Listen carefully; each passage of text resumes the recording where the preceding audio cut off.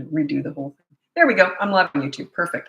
Okay, so if you want to ask your parenting questions, go ahead. I'll just interject with saying if you go to the link above, you can get my free behavior board, my mini toddler courses, my big boot camp course, or you can hire me for coaching.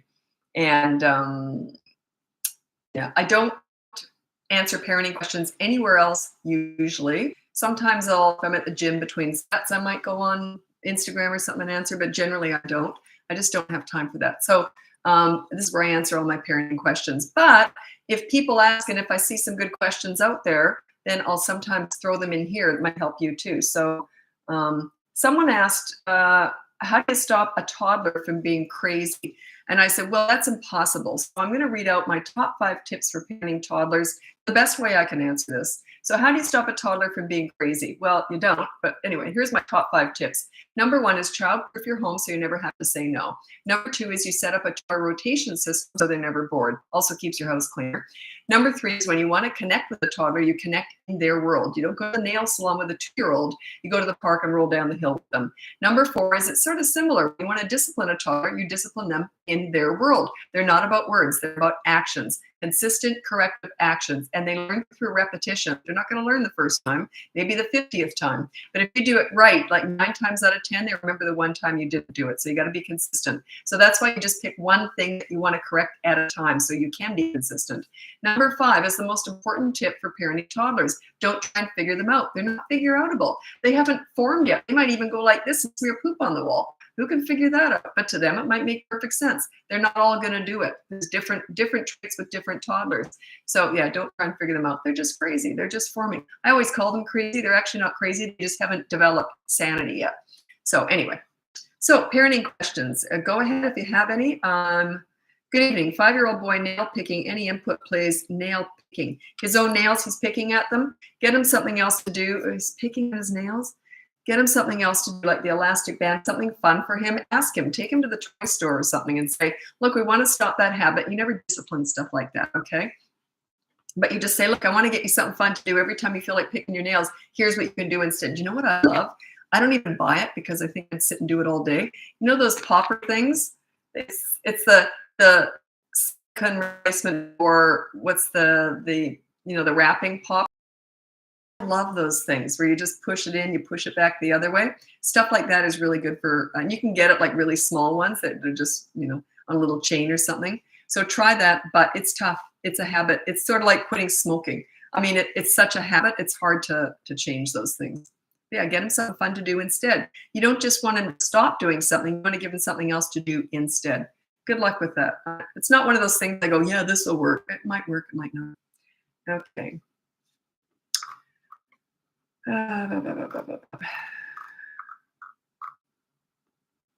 My favorite thing to do in my business is talking to parents. I'm talking at you, which is because you don't get to answer. It's kind of frustrating. And I don't let anyone in on the lives. I only did it once and they started talking about their business. So they wanted I have a really big audience on TikTok, and that's what I didn't know. And so I let a parent come in on the live because I thought, oh, great, we'll do like a mini therapy session, not therapy, mini coaching session. I always call mini therapy sessions when you're talking to toddlers about all their big feelings. That's why I said that by mistake. But anyway, so yeah, and they came on and just were trying to sell their business to all my followers. I was too stupid. I didn't know that. But anyway, so yeah, I love talking to parents. Coaching's my favorite thing because it's back and forth. Get to know them. I love it because I feel like I'm mothering all of you now. I'm old, right? So I feel like I'm mothering everyone now. It's great. I love mothering. So, okay, I'm just waiting for more questions. It's going to be a really short live tonight because I'm kind of tired. My voice is gone. I've been coaching all day, so I'm just really tired right now. But I wanted to come on here. I try and come on every day. I don't always get on every day. Okay. This is from Jesse McDonald. Simple steps on how to get my 5-year-old to share with her 2-year-old sister, please. My 5-year-old always wants what her sister has. Thank you. So the 5-year-old always wants what the 2-year-old has. The reason it's stopping me is I'm wondering why a 5-year-old would want what a 2-year-old has. Like usually it's the other way around. So yeah, I would just say, don't take your sister, was it a sister? 2-year-old sister. Yeah, put it on the behavior board. Start the behavior board and say, don't take your sister's toys away. If you do, there's a consequence. So put that on the behavior board. It sort of simplifies everything because it's very visual. The behavior board's big. It's on a poster. Check it out. It's completely free. Check out the link above. You can get the free behavior board there and put down, don't grab your sister's toys away from her, and just have a consequence. If she does, she has to give her favorite toy to play with for 10 minutes or something. So yeah, that's one of those. It's not with everything, but with that one, if they're mean to their little sister or little brother, I usually get their little sister or brother to play with their favorite toy for 10 minutes. Make the punishment the crime. You were mean to them, now you got to do something nice for them.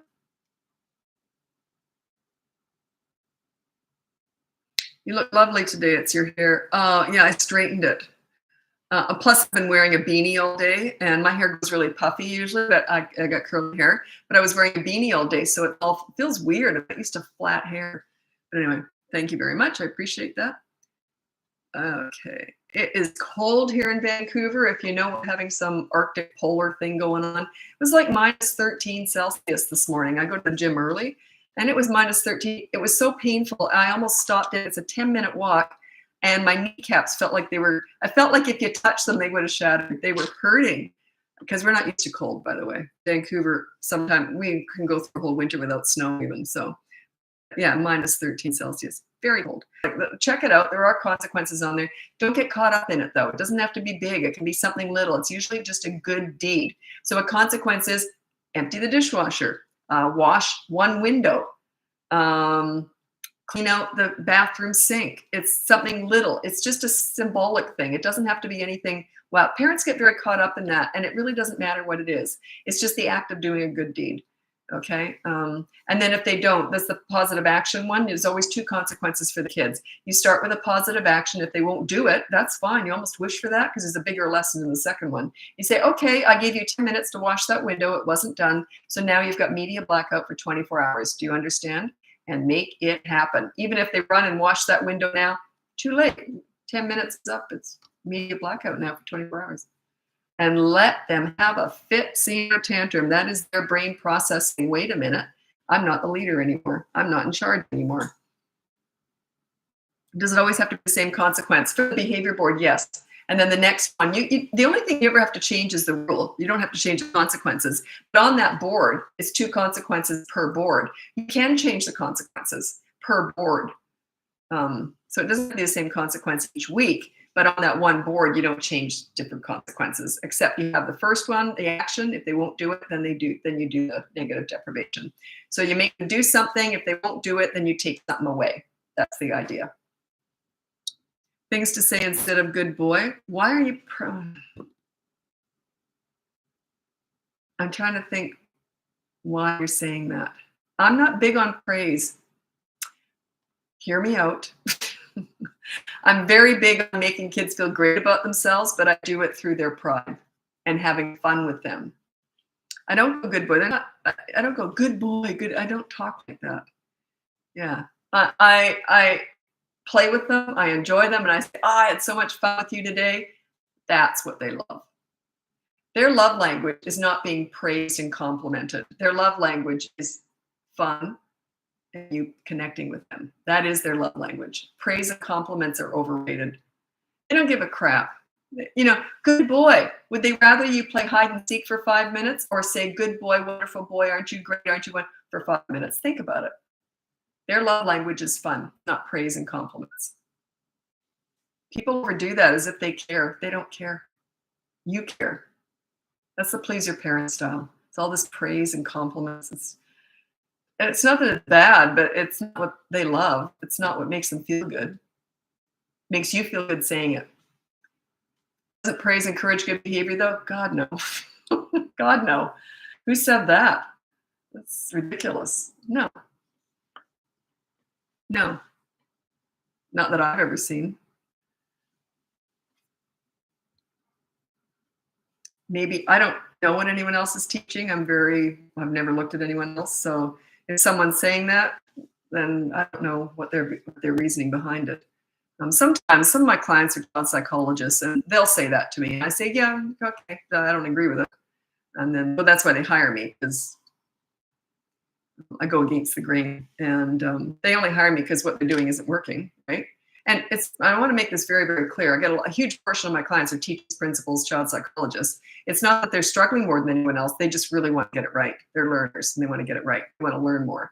And parenting is a specialty. It's personal. I couldn't child psychology. I couldn't teach. I couldn't do any of that. And they struggle with parenting. They're just different rules.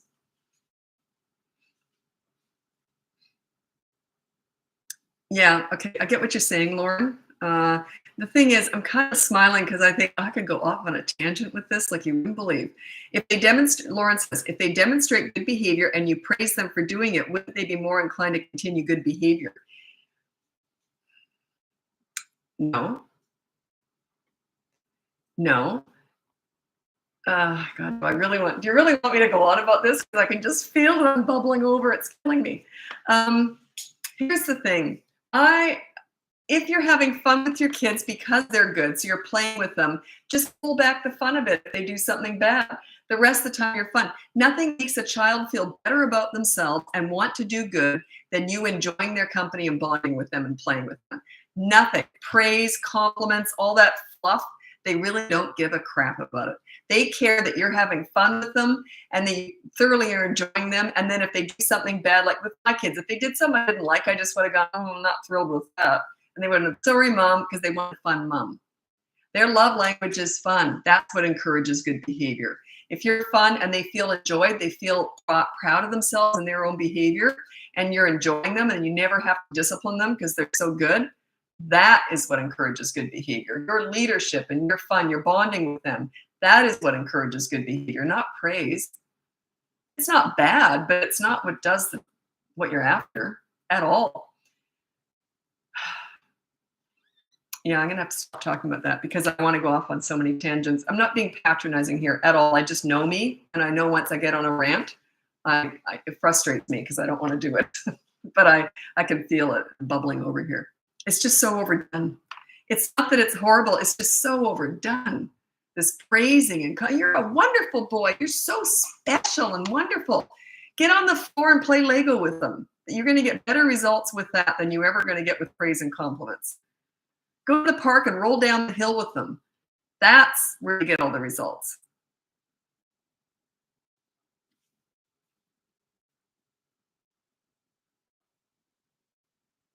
Okay, here we go. Doris, good point.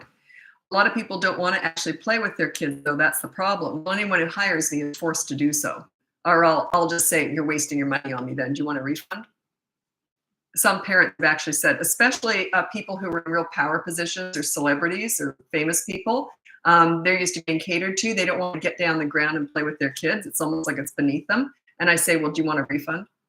Because you have to. That's what a leader does. A leader connects with kids. A leader respects a child enough to get in their world and play with them. That's where all the love is. That's their love language. They know you love them, but they really feel love. They really feel special when you're playing with them in their world. I can tell you story after story after story of clients who've argued with me on this. They don't want to do it, and they end up doing it, and they are just rewarded tenfold. I often tell the story about the mom who, I've told it like 20 times today with clients. Never mind, I don't feel like telling that story. But anyway, play is your connecting with your kids, bonding with them, playing with them in their world is your superpower. That is your superpower. It does make sense. Oh, thank God. Okay. I just feel like if you're not getting it, it's not your fault. I'm not explaining it right. So yeah, play is their love language. Compliments don't do anything for me. If you sit and make me laugh and laugh together, that's my love language.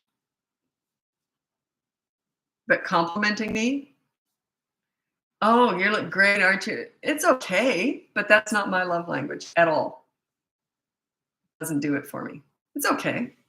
But yeah, make me laugh, have fun with me, spend time with me. That's my love language. Same with kids. I think I got a little kid in me. I always tell my daughter, I'm like a 63-year-old toddler. And she goes, actually, you're not, because I was born old. I was always the responsible one. You know, I was one of those. And but she goes, you have a real sense of wonder. I get really excited by things. I get really excited. I had a client just earlier, and there was something going on outside. And I was like this, and like there was a bunch of cars going down like some kind of a rally. I live downtown. And I said, I have to go look just a minute. So I'm always like, I always want to know what's going on. And kids are like that too. So I think I relate to kids in a lot of ways. I get excited by things really easily. I'm very excited. I'm also very impressionable. And kids are too. So I kind of understand them. So that's why I'm telling you, praise and compliments, they're not bad, but they're not going to get you where you want to go. Play with your kids, bond with them, have fun with them, laugh with them. That is what really makes them feel great. It makes them feel special. It makes them feel loved and special.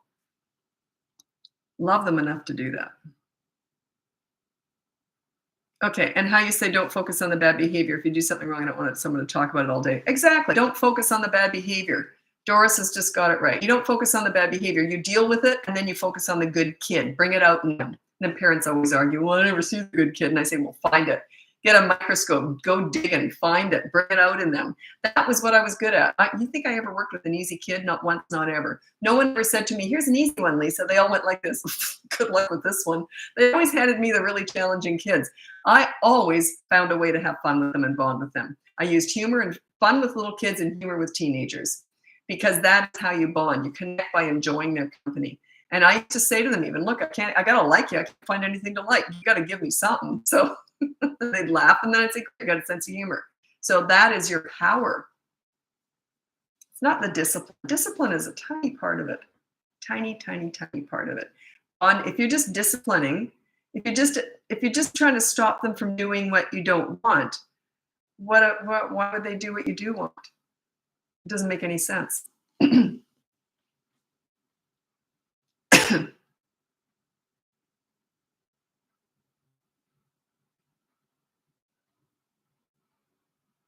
You do about a 6-year-old who is starting to lie to you. Okay, you get the behavior board, it's completely free in the link above, and you put down no lying, and then you put in brackets, I will decide when you're lying.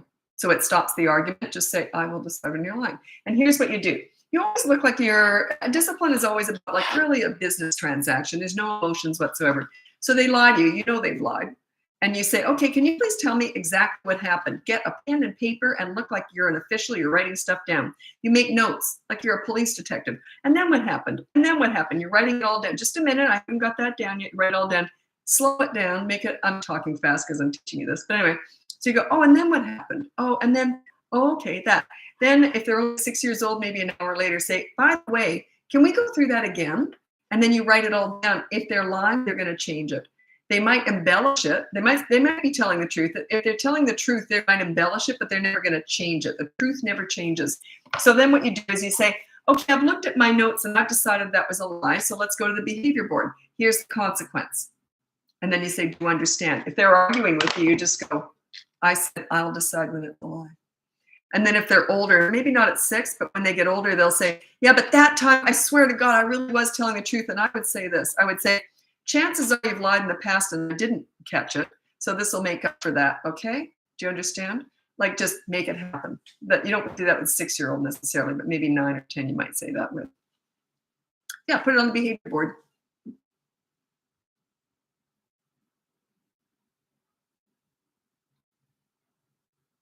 Okay. What would you do with a 2-year-old who yells when you don't do what they ask from you immediately, such as repeating himself, but screaming at you when you tell them the whole and give you? Well, I need an example. Like, what exactly are you doing? What is it they want you to do? So yeah, if they're screaming at you, they're not born doing that. What I mean, there's a lot of stuff they're born to do. There's 4 different things that children are either going to do. The annoying toddler habits they're either going to do or they're never going to do. One of them is tantrums. One of them is climbing. Another one is aggressiveness. They're either going to hit or they're never going to hit. It's something they're born with.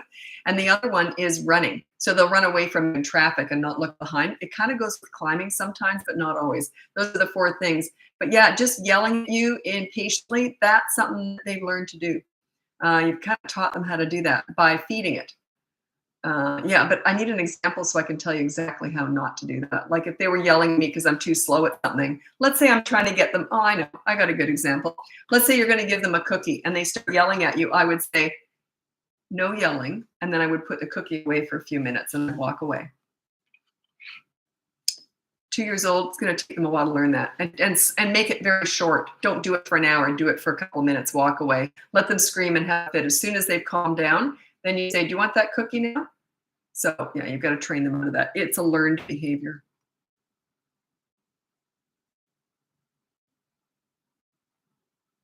Okay, I want to address this, not for the reason you might think. This is from Doris again. I watched your video and I'm learning and appreciate it. I grew up with awful caregivers, so your videos really help. Everyone does the best they know how. Sometimes people will say, "Well, I had the worst parents," and I said, everyone does the best they know how. No, and you have caregivers. You didn't mention parents, so it might be a bit different. But I just want to point this out. No one's handed a baby in the hospital and said, "I'm going to mess you up." They all do the best they know how. Not the best they can, but the best they know how. So yeah, that's why I'm kind of defensive when people criticize their parents, because they did the best job they could, right? Or that they knew how. Okay. Based on your most challenging clients, what is something you recommend parents avoid doing or allowing children to do? I won't go into the kids part, but I'll go into the parents. Never argue in front of the kids. If you're going to argue, don't do it in front of the kids. It scares them, makes them feel unsafe, and they'll play you against each other too. It's just a really bad thing to do. If you're going to argue, just go in the other room and do it. Say, we'll discuss it later, and then go in the other room and do it. So that would be one of the things that I see that really derails a lot of what I teach, is when parents argue. It's very confusing for kids. And my most challenging clients or situations is not what you would think. Because I deal with crisis work with teenagers, life and death stuff, and abused kids, and I've dealt with everything.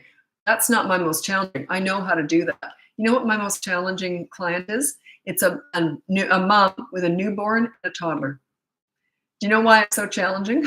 Because what can I tell her? You got a toddler running around crazy, and you got a newborn hanging off your boob. I mean, come on. It's like, I can talk her off the cliff potentially and tell her, maybe some coping skills, but there's really not much you can do in that moment. I mean, it is really tricky. And that's my most challenging client, because I feel like I can't get results really, but I can sort of talk her off the cliff, especially if she's got postpartum. We can go through a whole bunch of stuff like that. That is actually my most challenging clients. You wouldn't think that, would you, considering all the crisis work I've done? But yeah, I know how to deal with that.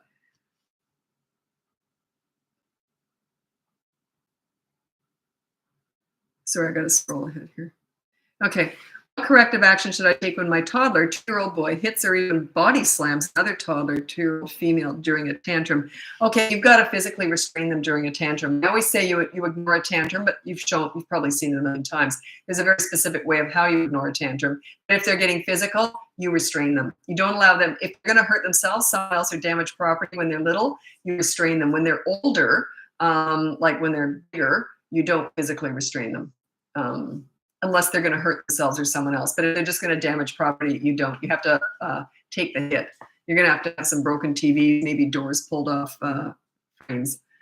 Teenagers especially, you never intervene trying to protect property, but you try and protect themselves and other people. It's tricky, but not at 2. You can physically restrain them, but you still don't talk to them or look at them. You're just preventing damage or hurt. Okay, actually, I've got to move over to Instagram now because I'm doing short ones tonight because I've been talking all day. So I'm going to be moving over to Instagram. I'm on YouTube the whole time, and that's where I save all my lives. So if you want to join me on Instagram, that's usually really busy, so I don't get to as many questions. Anyway, thanks so much for joining me, and happy parenting.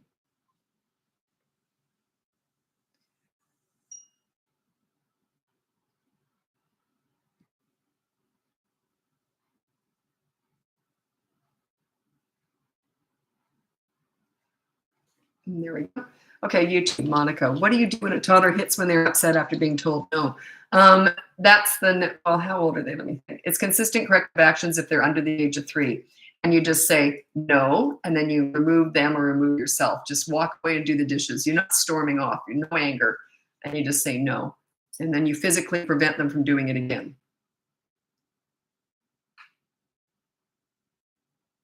Oh, I didn't hit the right button. Age 2. Yeah, physically push them away, say no, and just gently push them away. And then stop them from doing it again. You prevent future hits. So you got to watch them like a hawk. Okay, where am I? Am I on Instagram? Yes, I am. Oh, you're welcome, Monica. Okay, I'm on at a really weird time. I had late clients today because I deal with people in all different time zones. This is someone from a very different time zone. So I work late tonight. So now I'm just thought I'd come on and do a live. Nebraska. Hi, Nebraska. I don't think you've been on here before, have I? I don't think I've heard of anyone from Nebraska. I just love saying that. Sounds neat. Nebraska. You know what drives me nuts about the states? I know most of the states is West Virginia and Virginia. If there's a West Virginia, there should be an East Virginia. Am I right? Am I right? Why on earth is it not? I don't know why that annoys me so much. Okay. I've been waiting for you. Oh, I've been here. I've been busy. My boys are so well behaved, but loud, very loud. Can you help? You know what's funny is I really feel bad for you, but I was in the same boat. When kids get loud and they're having fun, I don't tend to do much about it. Like what I mean is, if I'm going to play with them and I'll say, look, I'm going to play with you, but it's too loud for me. So let's play something a little bit quieter. So you're sort of teaching them that way. But I don't tend to, I always say I'm kind of tough in a lot of ways, but not with that. If they're having fun and they're loud with fun, I don't tend to intervene. I just suck it up. You know what I hated? Oh, God, I hated it. Is birthday parties. Oh, agony for me. Agony. Loud, dirty, chaotic. We'd have them at special, we'd go places, but then we put a pool in the backyard. So then every single birthday, they'd have a pool party. Torture for me. Torture. Loud. But that's part of parenting. I didn't want to stop them from having fun if being loud was part of it. But I played with my kids a lot, and there's no way I would want anything. We were pretty loud, but not banging stuff or anything. So yeah, I would show them how I like to play and potentially guiding them that way. But yeah, I'm sorry about that. But I kind of, if kids are having fun, I don't really want to put a pin in their balloon. So you said they're well behaved, right? So yeah. Good evening, 10:30 here in New York. I am 63 now, but in my 50th birthday, I went to New York. And I'm not into tourist attractions at all. All we did was we walked up and down Manhattan every day for 8 hours, up and down. The hardest part was trying to find bathrooms. So we had many meals throughout the day just so we could use the bathrooms. There are no public restrooms in New York, not that we could find. Montana, hi. Arizona, excellent. LA. 2-year-old throwing food, that's an easy one.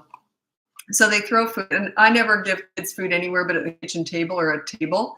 And then if they throw food, I'd say, okay, we don't do that. And throw it away, then I hand feed them. Are they going to eat? Probably not. They're probably going to push you away and have a fit. That's fine. Say, okay, pack it up then. And then just feed them a snack later or bring out the food later and do it again. And give them the food. And if they throw it, say, okay, that's going away. Eventually they'll eat something. They're not going to die of starvation that way usually. Never heard of it anyway. So yeah, hand feed them. Then some parents say, well, then they love that. So then I have to hand feed them everything. This is what I would do. If they love being hand fed, and you don't want to be hand feeding a 2-year-old, this is what I would do. I'd be real stupid at it. I'd go to pick something up, and here you go. Oops, oh, I dropped that. Oh, well, I'm going to pick this up, and oh, what a beautiful day out there. And they're like, and you're really stupid at it. You just get real slow. Eventually, they'll just say, give me that, and they'll feed themselves. So yeah, that's actually quite an easy one to deal with. I don't usually say that, but that's kind of an easy one. Quebec. Hello, Quebec. Another Canadian. How do you deal with bad attitude in 7-year-old? Very pessimistic and negative attitude. Okay.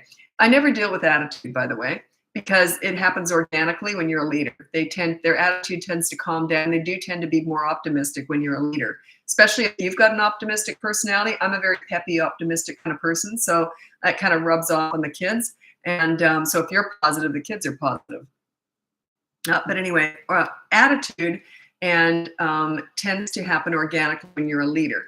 If you're a leader, it tends to calm them down. They tend to be happier. They tend to have a higher self-esteem. Your leadership is the cause of all that. So yeah, give it a go. If you're a leader, they tend not to be like that. I'm generalizing, but anyway. Should cell phones be a part of the media time management? Absolutely. All screens are. All screens. And when they've got media blackout, like let's say you're disciplining them on the behavior board and you've gone to the media blackout, you do it with them.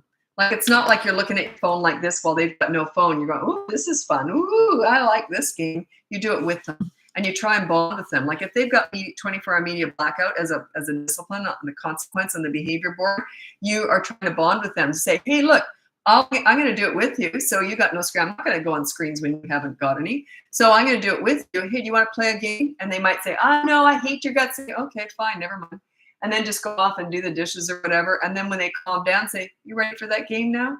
Always try and connect with them. I don't care if they ever play that game. It's your job to always try and connect with your kids. How to keep a 1-year-old to stop whining? I don't have a clue. It's just a stage. Give it less attention than you would other things, and they might learn. But they'll go through stage after stage after stage.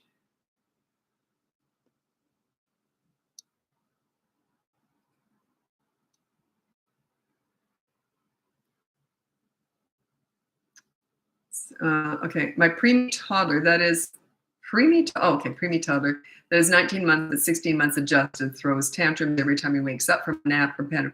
I'm sorry, but my son was like that. He just, not every single time, but sometimes they wake up, there's that thing, they woke up on the wrong side of the bed. I don't know what it is. Someone told me it was body temperature. Sometimes, I don't know what it is. Anyway, so yes, you just have to put up with it. That's not a tantrum that I would ignore necessarily because they're 16 months old and they just woke up. I always say you meet their needs and manage their wants. If they're having a sleepy, just waking up tantrum, I might carry them and walk around with them, but not necessarily doing anything with them. But you might start reading a book and seeing if they crawl into your lap while you're reading. Probably won't, because my son wouldn't have. He just sometimes just had to get it out of his system. You're just there, just waiting for them.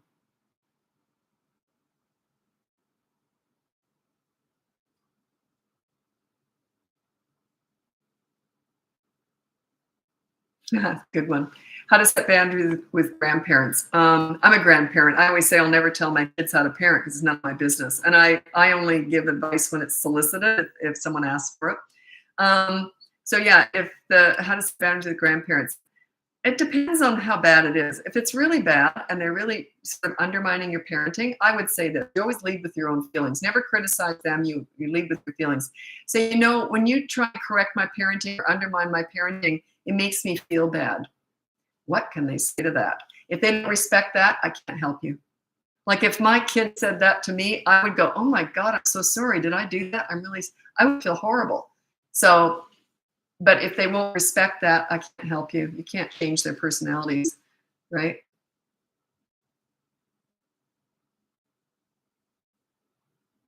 Like what could they say to that without looking bad? You know what I mean? I'm just trying to help. It makes me feel bad though. You see? If you lead with your feelings, it puts them in a corner, and some people fight when they're put in a corner. I tend to roll over and play dead. I'm sorry. I don't like, I'm very quick to be accountable. But not everyone is. Not saying I'm perfect by any means, but I'm good with that. Confronted with something that, like that, I would, oh God, I'd feel horrible if I made my kids feel bad.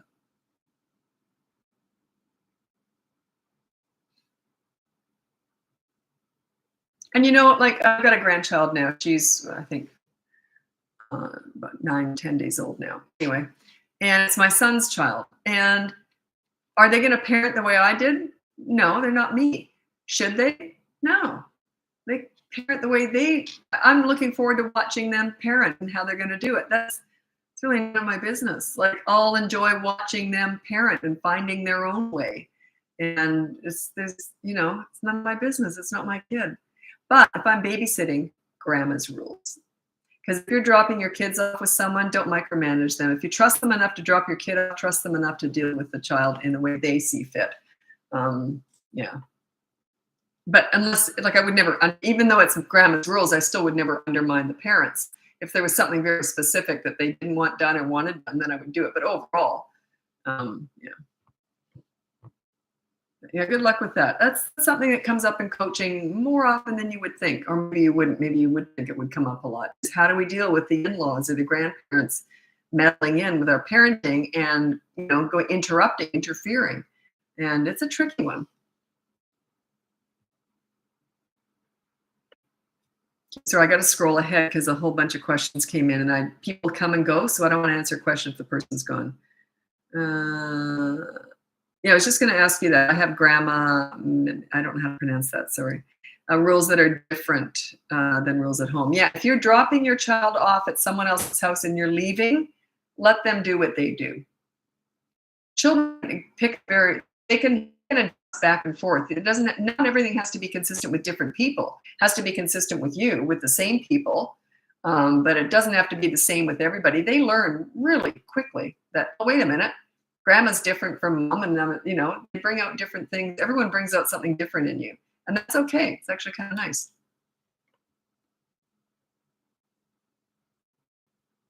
Can you save the part of the grandparents so I can share it with them?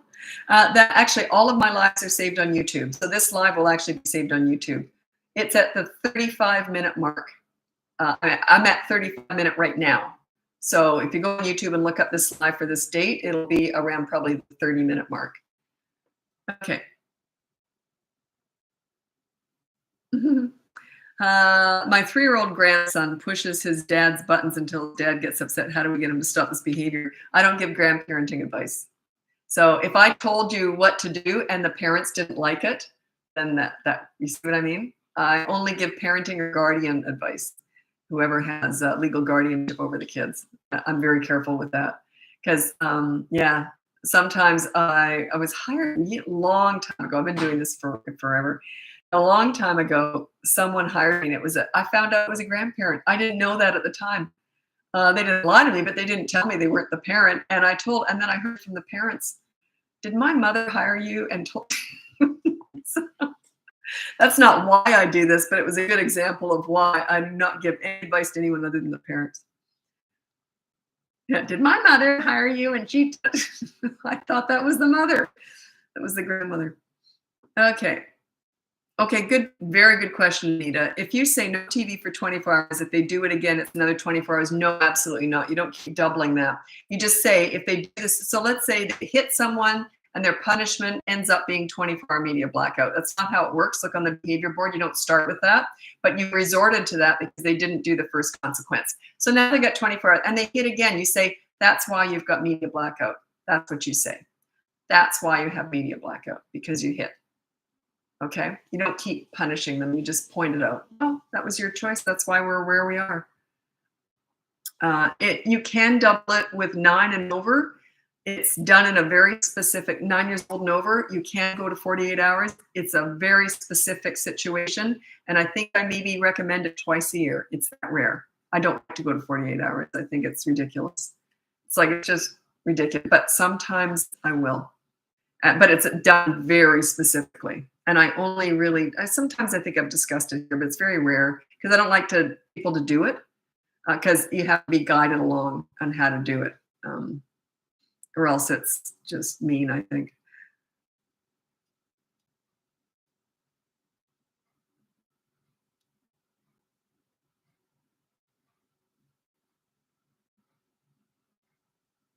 Okay. Gotta deal with 20-month-old phase. Clinginess, short naps, tantrums. That's a lot of stuff in there. I actually have courses. One is on tantrums. Clinginess, I don't have a course on that, or naps. Short naps. Both my kids stopped napping at the age of 12 months old. They had accidental naps, but they stopped regular napping at 12 months old. Some kids just don't need a lot of sleep. So, and they were easy kids. They weren't like super active kids. I think that was a big part of it. But yeah, so maybe they don't need the naps for one thing at 20 months old. Maybe some days they will, some days maybe they don't. Clinginess, yeah, if they were hanging on to me, I might say, yeah, I'm doing the dishes, but I got a kid stuck to my leg. You don't necessarily have to pick them up every time they cling. So and also if they don't do any independent play, I would get them started. I would say, oh, let's go over here and do this. Oh, I'll be right back. I'm just going to go do the dishes. And then I plan on never coming back, right? So it's like, this one mom told me, she said that she played hide and go seek so she can get to some time to herself. It took forever to find them. So yeah, get them started with play and then say, oh, I got to go do this. I'll be right back. And then hopefully they'll play on their own. Won't be as clingy. Maybe you're just too fascinating when they're clinging. You know, if I'm mopping the floor, my kids get really bored hanging on to me. So can we use blackout for all behaviors? Well, check out the behavior board. It's the blackout. Everyone kind of wants to do that because I just want to punish them. No, there's two consequences. There's a rule and then there's two consequences for the kids. And the first one is a positive action. If they do something bad, you want to replace it with them doing something good. That's the idea. But it's harder to get them to do something than to take something away. So if they will not do that, you always put a time on it. So the good deed might be you have to help with the laundry for 20 minutes or something. If they don't do it, then you say, okay, so let's go to the board. You always go back to the board. It's visual. It just gives you more power. You go back to the board and say, okay, so you had to help with the laundry for 20 minutes. You didn't do that. Now you get 24-hour immediate blackout. And then you always say, do you understand? And you say it like that. No anger, no patronage. Do you understand? You don't get snotty about it. A lot of parents do, I know. But just say, do you understand? And then just make it happen. I hate you. I hate you. Whatever. I didn't know. I forgot. Well, you'll know next time, won't you? Just stay firm. Stay consistent. And oftentimes, so they got something, they have to empty the dishwasher within 10 minutes of being asked to do so or something like that. You always put a time on it. So say, okay, I want you to start emptying the dishwasher now. You've got 10, 15 minutes, whatever. So they just run off and don't do anything. And then you don't say a word. Don't say a word. You're just standing there waiting. You're just waiting. You're waiting for a bus. And then the alarm goes. Always have alarms. The alarm goes up. Okay, 15 minutes. Let's go to the behavior board. So you didn't empty the dishwasher within 15 minutes. Now you got 24-hour immediate blackout. So they go run and they empty out the dishwasher. And then they say, okay, I did it. And say, yeah, okay. And they want to watch TV. Something. Well, you got 24-hour immediate blackout. But I did the dishwasher. Not within the 15 minutes. Remember the board? Make it happen. Make it happen. I didn't know. I thought of it. Well, you'll know next time, won't you? Stay calm, calm, calm, calm.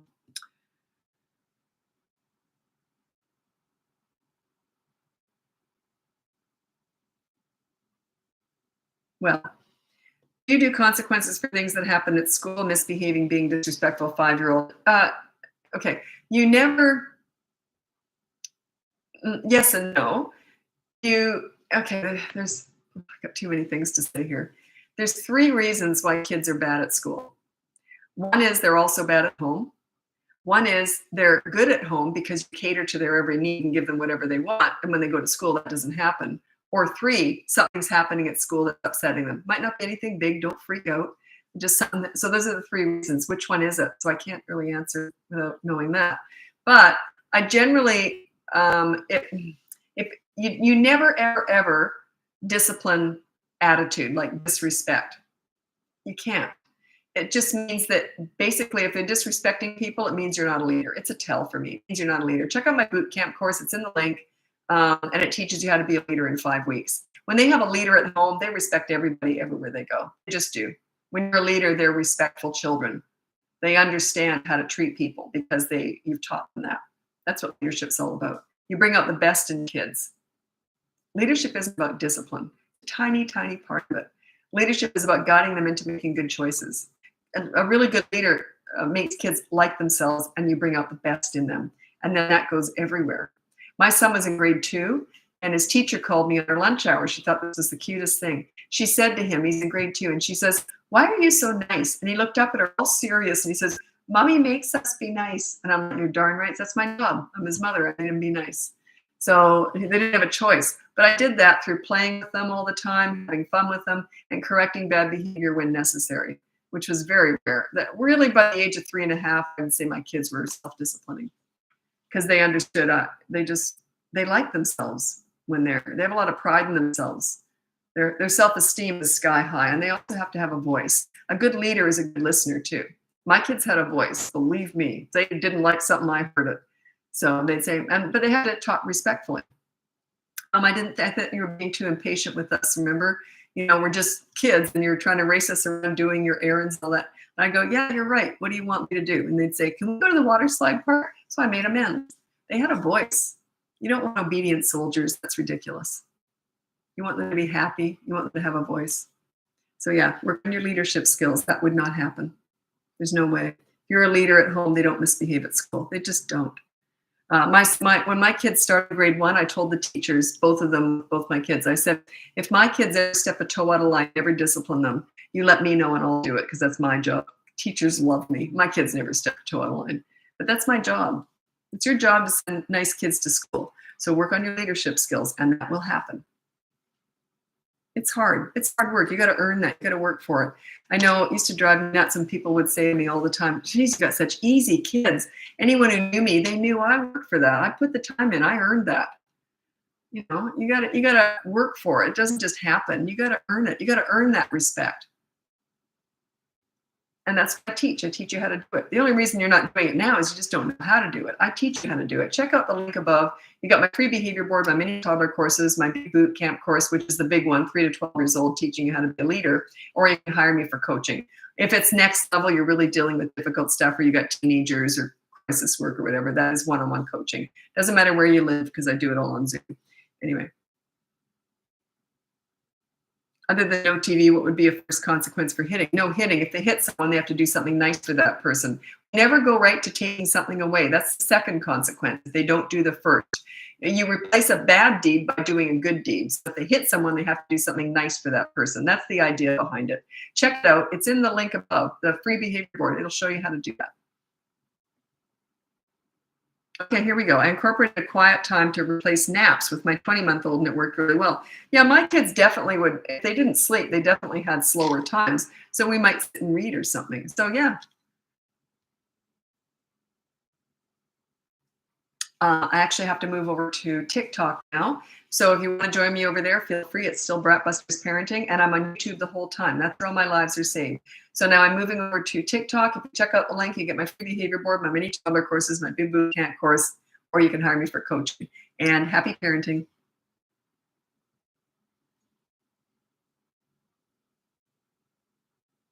Starting to lose my voice here, so.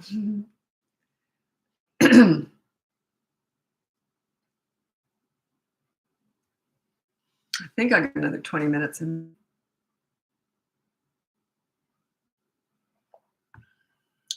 So I've been talking all day. Whew. Sorry, YouTube, I'm just talking to you. I'm just setting up on TikTok. Hello.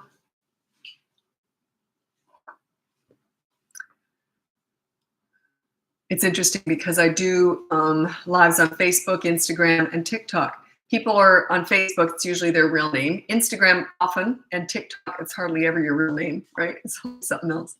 Get some really interesting handles on here.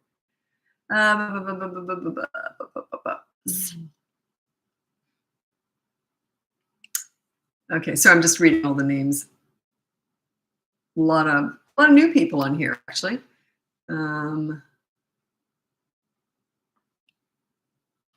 Okay. I've been doing lives on TikTok now for about 1.5 years, pretty much every day. So you get to know all the names. Okay, yeah, I get asked this a lot. Do you ever do consultations for other parent educators? I don't. No, not at all. The reason is that how on earth would I've been working with kids for 52 years. How would I pass that information on for someone else to teach it? Yeah, it'd be difficult. Yeah, because I never studied this anywhere. Kids taught me all this. So how on earth would I teach that? Plus, if you're if you want to be a parenting coach or you want to teach parenting, and you don't have 52 years of working with kids and teenagers and all that, pick a niche. Might just be bedtime or something like that. Pick a niche because I deal with everything parenting. I need to be on my toes. You need that experience to do that, right? So, and I specialize in teenagers. So, yeah, it can be life and death stuff. So you got to make it very clear what your specialty is or what you're able to do. So put a cap on it and have a niche and say that's all I deal with.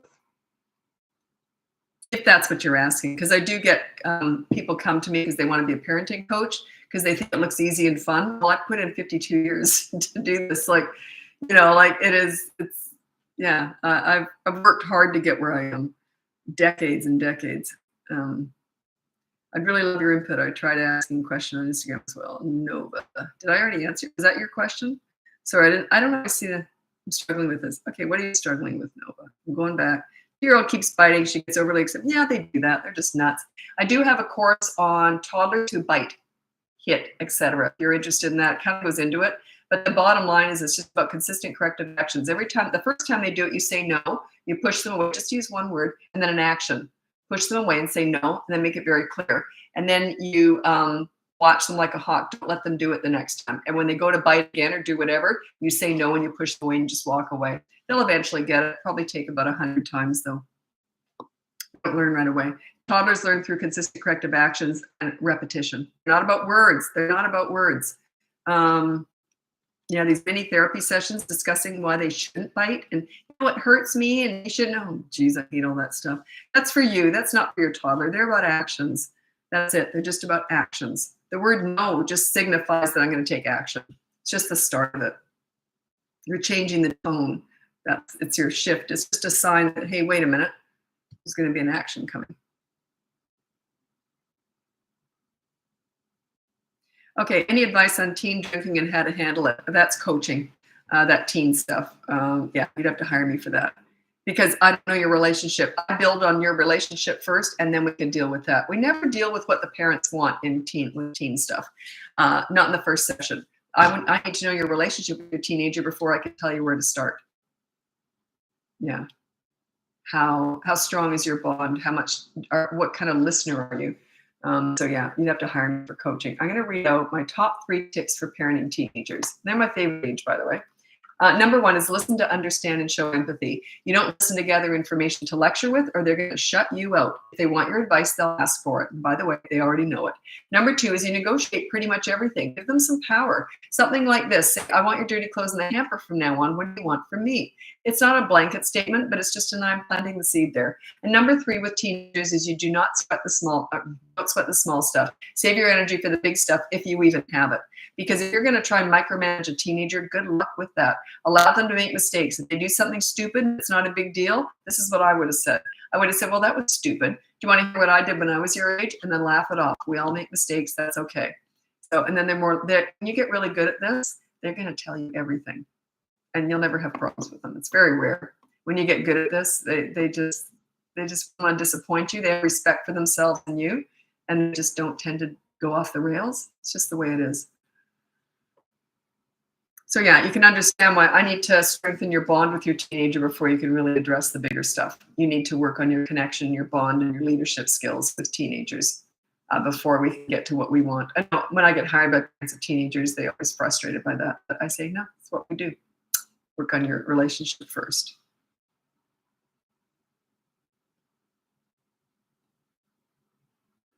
Oh, goodness gracious, Danielle. How can I get my toddler to listen during a tantrum?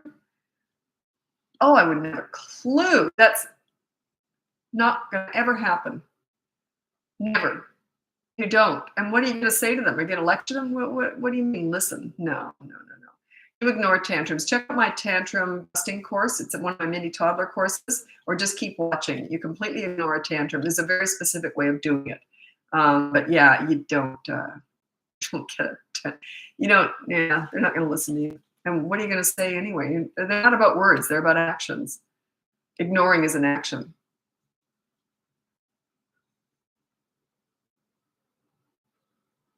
Actually, I wasn't very much help there, was I?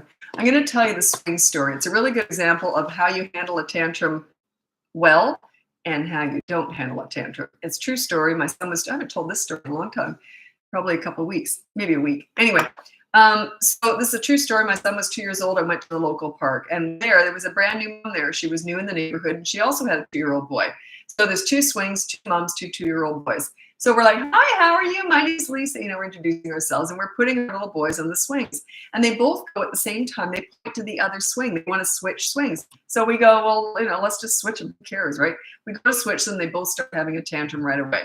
So she takes her little boy to one bench. I take my son to the other one. I sit him down on the bench while he's having a tantrum. He starts to run for the swing. I put my arm out and prevent it. So he sits back. He knows me by this time. So he sits back and has a tantrum. And this is me. I've got my arm there, and I'm not looking at him. I'm not talking to him. I'm looking at the birds in the trees. I'm just looking around. He already kind of knows the drill with me.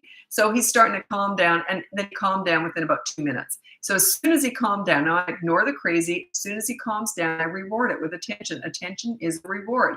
So as soon as he finished, I say, You all done? Okay, let's go back on the swing. And he went back on the swing. Here's the other mom. She's on the other bench with her son. She's talking to him the whole time. She's feeding the tantrum. Attention is food for a tantrum.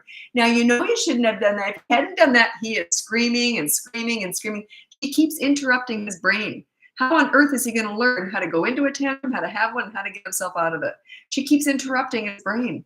She won't let him just process this tantrum. Anyway, she's talking to him the whole time. 20 minutes it went on for, which isn't huge. I mean, some of them go on for a lot longer. But anyway, 20 minutes, my son's swinging away, having a great time. And then after that, he calms down. She doesn't reward him. She punishes him by talking about what he just did wrong. Now, you know, if you just listen to mommy, and if you just done this and that, and the poor kid gets a lecture, it was a disaster. 30 minutes, this poor kid is going through hell with the mom talking to him and lecturing him, giving him mini therapy sessions through the whole thing. I guess they finally went on the swing. I don't know. My kid was tired and went home. So that's the difference. She was feeding it the whole time. Just feeding this tantrum. My kid was learning by this time. Mom ignores the crazy and rewards the calm. The sooner I shut up, I'm going to get back on that swing. And he did. Why on earth would I give him a lecture about what he just did wrong? As soon as he's calmed down, and she was lecturing her kid. What a disaster. I mean, she doing the best she knew how. She didn't know how to deal with it, so it was the best she knew how. Everyone does the best they know how. They don't do the best they can, do the best they know how. So she just didn't understand the difference there. That's okay. I had tons of experience with kids by the time I had my own. My kids didn't stand a chance. I remember my son said once, I used to mentor troubled teens, and he says, boy, we don't stand a chance, do we? We're never going to get in trouble. There'll be no problems.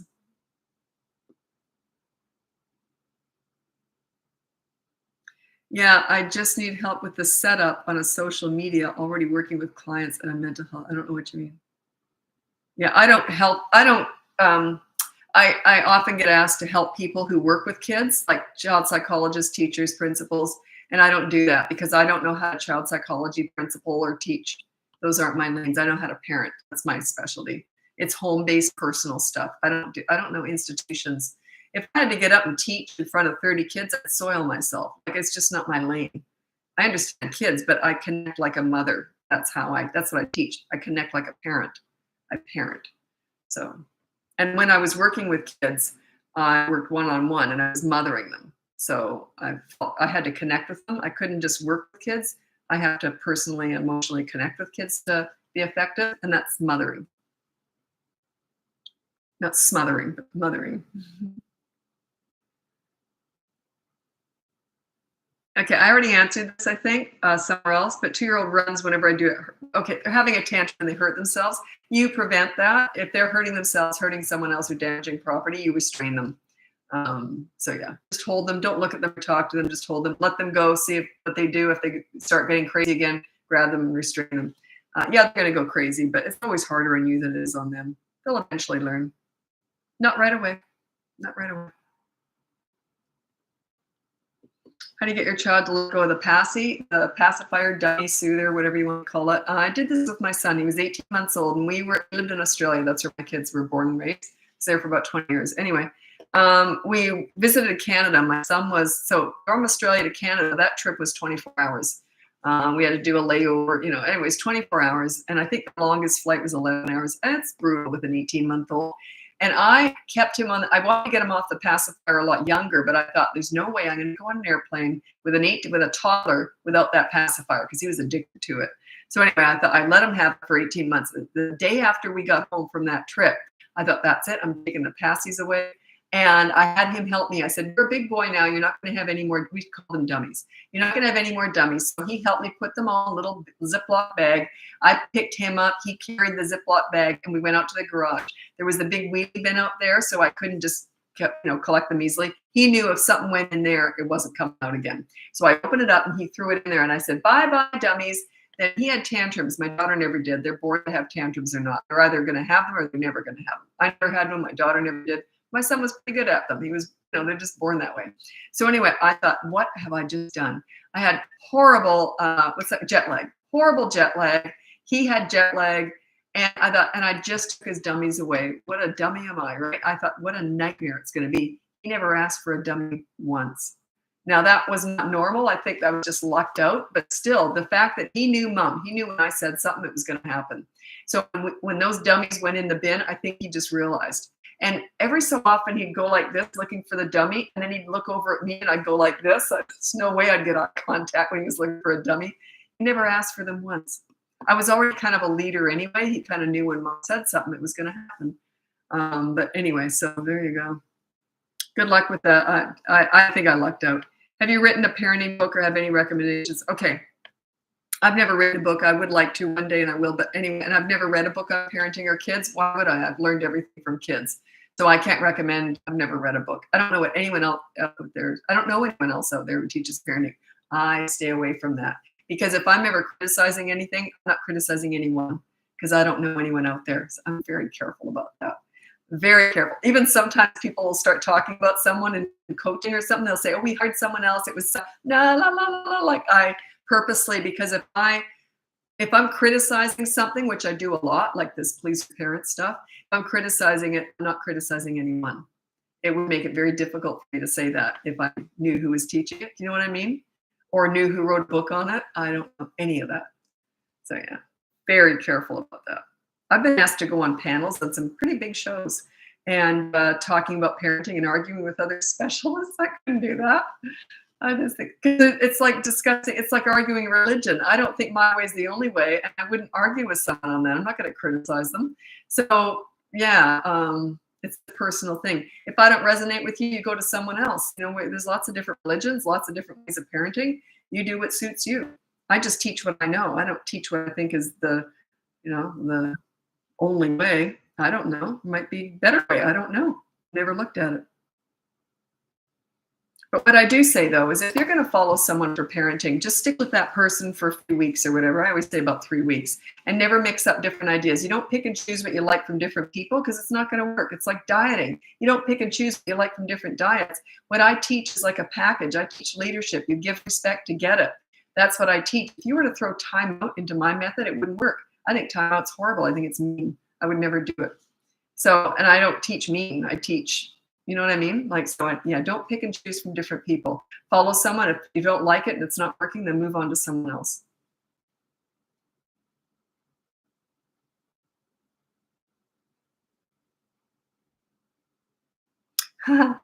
This is from Maricela, I think. Gutierrez? Sorry, anyway, probably said that wrong. I have a 5-month-old and a 2-year-old. Thank you for saying we are your hardest client. The reason they're my hardest client is what can I tell you? You're physically drained. You're physically exhausted. You think I'm going to push you? You think I'm going to tell you what you could be doing? It's I mean, I do definitely give you some advice, but yeah, they're my hardest clients. New baby and you got a toddler. And moms often have postpartum. So I have to be really delicate. And I'm not very good at being delicate. Like, it's not my thing. I just say it like it is, but I have to be very nurturing, right? And I have to hold back because I can't push them. How hard can they push someone? You got a baby hanging off your boob and you got a toddler running around and ruining the house. What are you going to do? What are you going to do? So yeah, they're my hardest clients. And I deal with abuse and crisis with teenagers, but a mom with a newborn and a toddler is my most challenging client to work with. I always find that interesting. You would think it would go, that I know how to deal with the other stuff. This one I have to hold back. I hate holding back because I can't. Sometimes I don't. Sometimes moms are saying, you know, I'm ready. I got the kid on a bottle. I can set them up with a bottle. And you got your hands free. You can deal with the toddler easier. Yeah, that's my life. Yeah, it's just a stage.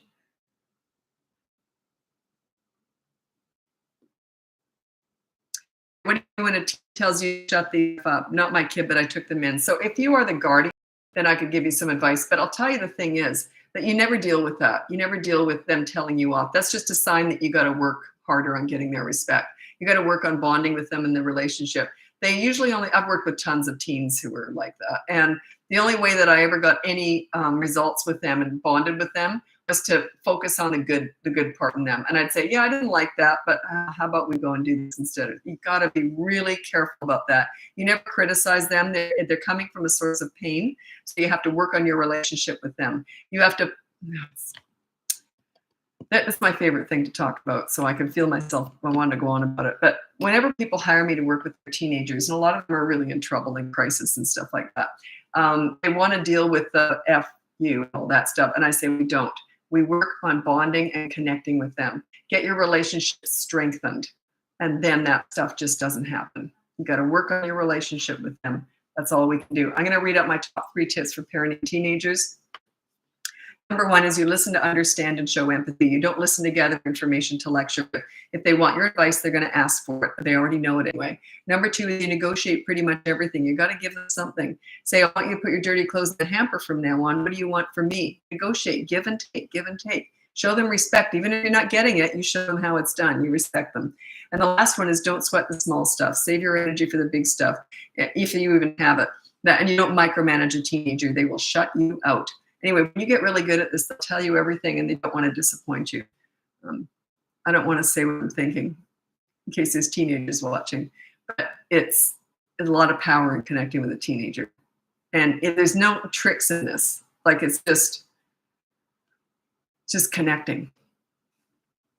I'm going to tell you a story and then I'm going to go because my voice is starting to go.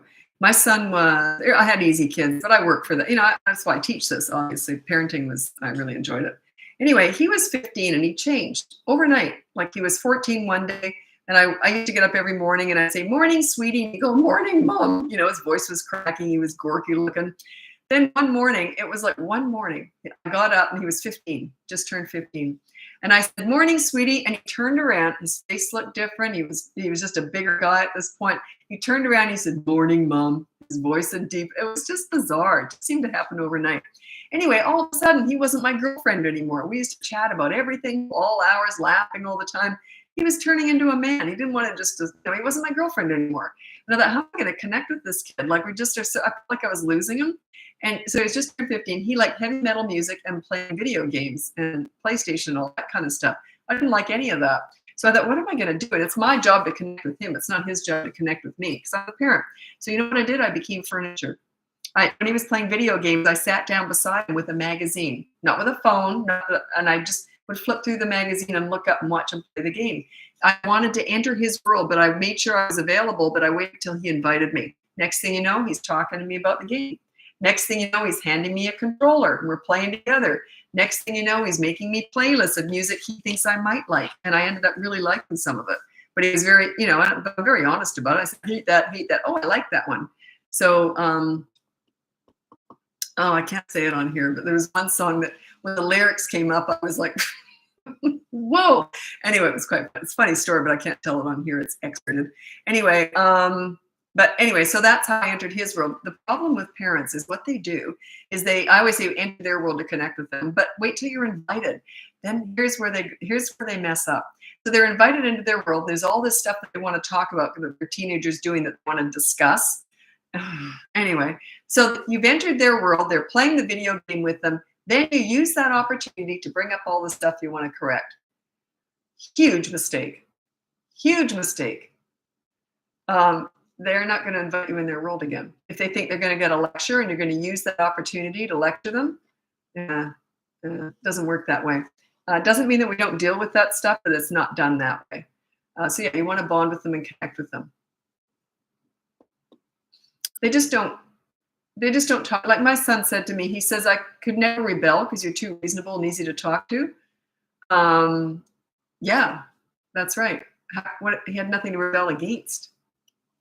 So anyway, teenagers, they're my favorite age by far. I love working with parents of teenagers. Okay, I have to get going. My voice is going. I can feel it. Anyway, thanks so much for joining me. If you check out the link above, you can get my free behavior board, my mini toddler courses, my big boot camp course, 3 to 12 years old, how to get respect in 5 weeks. It's all about you, not the kids. And the last one is coaching. That's the top level. If you want my one-on-one personal help with anything with parenting, that's coaching. It's all done on Zoom, so it doesn't matter where you live. Anyway, thanks so much for joining me. Happy parenting. Bye now.